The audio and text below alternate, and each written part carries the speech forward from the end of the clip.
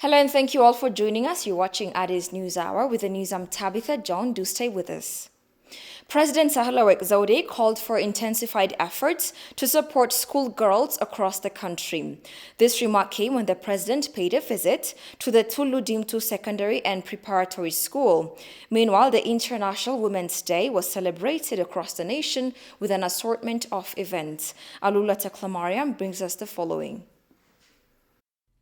Tullu Diimtuu Secondary and Preparatory School hosts a large number of female students receiving various sanitation supplies. In connection with the International Women's Day, March 8, President Sahle-Work Zewde delivered a message stressing the need to empower women while visiting the school. The president commended the community of the school for their multifaceted support to female students. ለእናንተ ድጋፍ የሚሆኑ የስነ ልቦና ልዩ ፍላጎት ወዘተ ሁሉ የተደራጁ መሆናቸውን ማየት I witnessed that the gender club, sanitation and special needs support in this school are well organized. It also needs cooperative efforts to ensure gender equality in our country. We don't ask special privilege to women, we rather seek equal treatment with men. President Sahle-Work thus called upon the public to strengthen efforts, thereby empowering women in all aspects. ይህን እድል አግኝተን ወደ ላይ ለመውጣት የቻል ሌሎች እንዲያድጉ ካደረዳን The gap will widen unless we the higher officials help in the empowerment effort. So the government is committed to support you, and my office is also looking for additional means to help you reach at the higher education and succeed. We don't see many women at the university level. This has to be changed. There is a wrong perception that sectors like science and technology don't belong to women. Meanwhile, coordinator of Gender Club at the school, Masarat Nugusi, said such motivations are helpful in raising confidence of the school girls.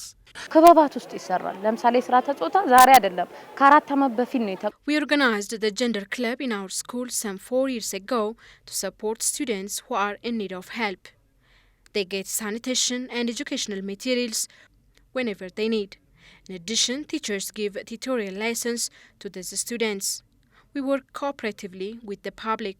The day was marked with the Ministry of Defense and various other offices across the nation with an assortment of events. President Sahle-Work Zewde held talks with envoys from President Felix Tshisekedi of the Democratic Republic of Congo and current chair of the African Union. The delegation, led by Professor Alphonse Ntumbe Luaba last week, also held talks with Ethiopia's Minister of Water, Irrigation and Energy, Dr. Seleshi Bekele. The discussion with Dr. Seleshi focused on the Grand Ethiopian Renaissance Dam GERD negotiations in an effort to facilitate all parties involved to reach a win-win solution. The president reiterated Ethiopia's commitment to find a solution that benefits all concerned parties within the framework of African solutions to African problems.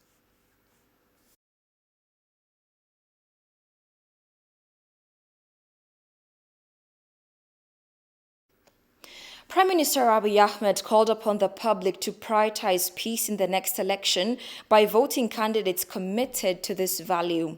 Speaking during the launching of road projects in the state of Amhara, the premier stressed that peace comes before everything else. Realizing this, people need to ensure and set up an equal platform for all contesting political parties, the premier pointed out. Listen to the premier. ያሻችሁን ምረጡ ግን ሰላምን አስቀድሙ In this election, vote for whoever you want, but I urge you to prioritize peace and please make sure that all candidates are given equal platform while competing to get your vote. We want all political parties to have equal opportunities in this election. There should not be any political parties pushed out from the process. It is only when all parameters are maintained that Ethiopia becomes victorious. He also pledged that his ruling party will respect the people's vote in the next general election. An Ethiopian activist says TPLF agents are relying on some Western personalities in powerful positions while attempting to plunge Ethiopia into an endless destruction. The activist and scholar Alemayehu Gebramariam is a renowned scholar and emeritus professor of political science at California State University, San Bernardino, and attorney at law, argued over America's permanent interest with Ethiopia is the restoration of the ragtag remnants of the TPLF to power. In his latest remark on Ethiopia, Al-Mariam said, within days after the attack on the Northern Command base in the Tigray regional state, the TPLF's beat has a hasty retreat and a withering federal counteroffensive. Kasahun Chane presents the rest of the story as follows. According to the Ethiopians, beginning in mid-November 2020, the triumvirate of Susan Rice, Antonio Blinken, and an NSC advisor, Jake Sullivan, made themselves the drum majors of TPLF-sponsored lies and disinformation, which depicted Ethiopia as a land wrecked by civil war, targeted ethnic violence, and a source of regional stability and peace. Professor Alemayehu added that, as the TPLF retreated into the bush, the triumvirate openly waged a campaign to arrest the Ethiopian government to negotiate and dialogue with the TPLF. He also stated that the dialogue was intended to secure a power-sharing agreement for the TPLF, guarantees them a central role in national government, and granted them total immunity from prosecution for crimes they have committed over the past 27 years, including the treasonous attack on the NCB and the Mai Kadra massacres. The scholar accentuated the credit is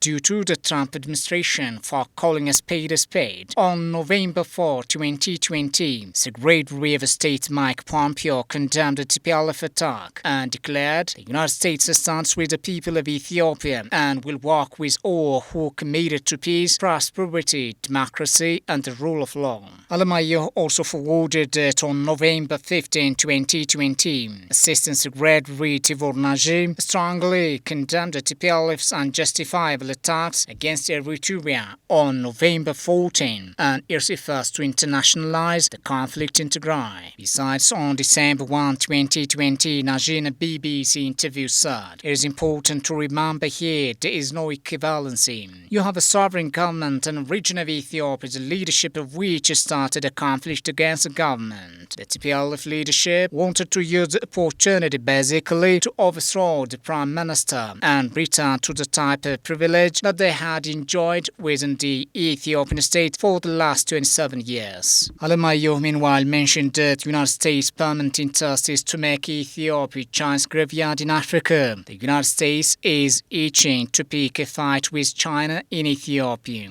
China presents a stiff challenge to American global hegemony. The United States has ignored African countries and concluded Africa will forever remain a continent of beggars. China has taken a different tack and offers Africans an economic model that not only competes with Western liberal capitalism but promises explosive growth China has experienced itself. Hillary Clinton and other officials have tried to demonize China as a neo-colonial power for offering an alternative to Africans. As to the scholar, if the United States could destroy China's role and credibility in Ethiopia, that would effectively finish off China's decades-long efforts, relationships, and accomplishments in Africa. The facts show China is building roads, rail lines, bridges, and other infrastructures in Ethiopia and the rest of Africa. China does not interfere in Ethiopian politics, disrespect Ethiopian sovereignty, or treat the Ethiopian government as a vassal state to be disciplined by cultivate denial of loans and tries to bomb the page of its national achievement, the Grand Ethiopian Renaissance Dam. The inescapable truth is that the United States believes by delivering a knockout punch to China in Ethiopia that it can impose a new Pax Americana on Africa.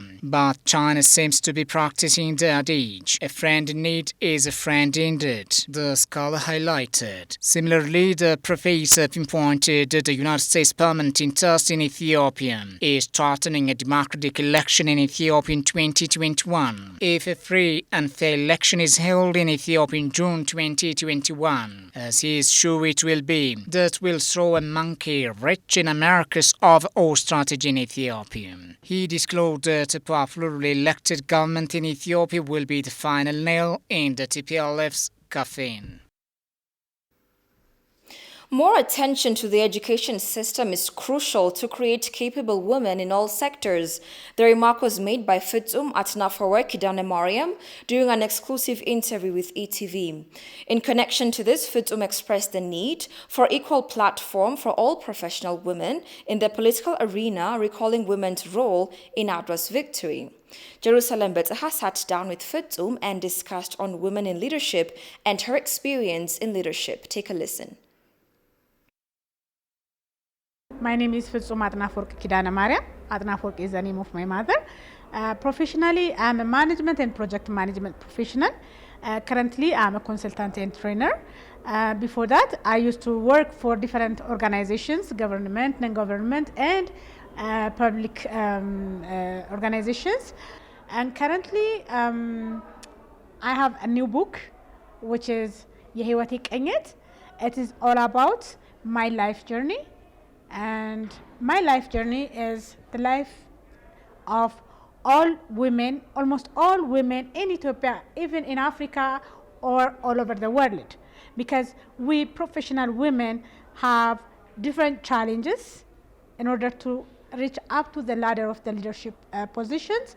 And at the same time, we have lots of supports that are coming into us. Okay, coming to the women, first they have to know that there are lots of things which are challenging, which stop them from their dreams.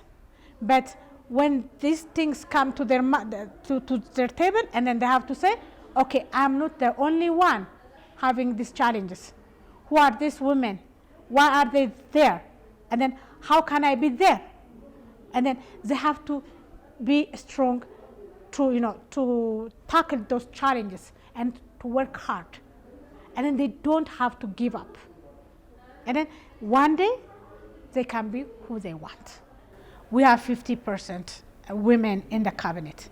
That is something that we celebrate, like the Adwa victory. For me, it's like the Adwa victory, because looking at my age, looking at 50% women ministers in Ethiopia, it is a wow. And we have a woman president. It is a wow. It is something that we celebrate. Because for the next generation, they can say like, oh, I can be a prime minister. I can be a president. Because they have a witness to see. When it comes to the political arena, we don't have many women in leadership on the political road because of the system.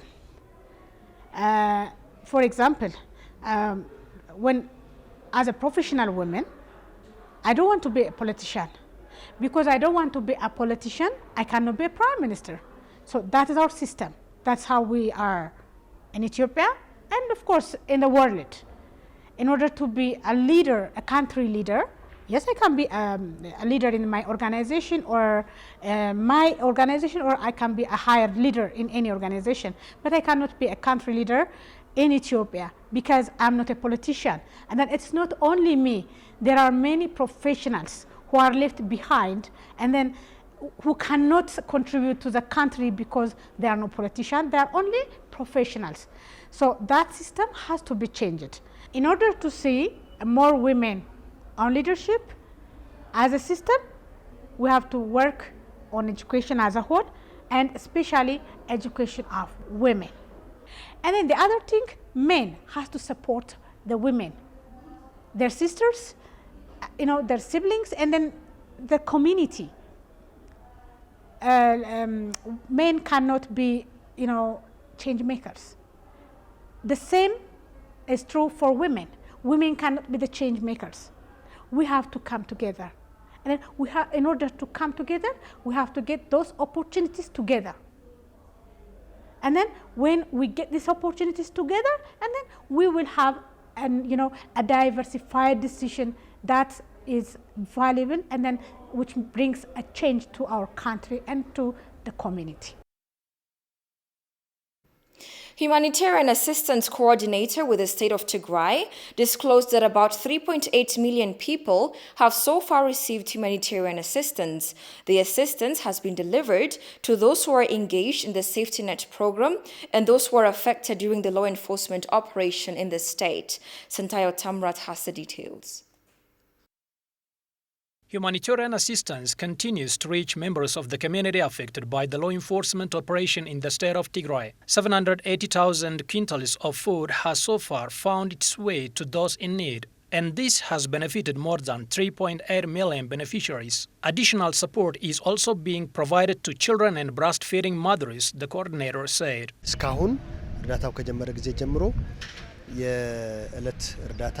Since delivery of humanitarian assistance began in Tigray, about 780,000 quintals of food support has been distributed to 3,830,000 beneficiaries in all districts of the state through the National Disaster Risk Management, the federal government, and the Joint Emergency Operation Program, SafetyNet Program, and the CRS. Notwithstanding, Ethiopian government takes the lion's share in the aid provision, there are also local and global NGOs taking part in the endeavor. In this regard, the World Food Programme has pledged to deliver assistance to 1 million people for 6 months. Humanitarian agencies WFP. There are humanitarian agencies operating here. For example, the World Food Programme director came here, visited the area, and pledged to provide food support to 1 million people for 6 months. They have dispatched their staff. They are here in Mekelle. The pace and size of humanitarian aid in Tigray state is increasing, it was learned.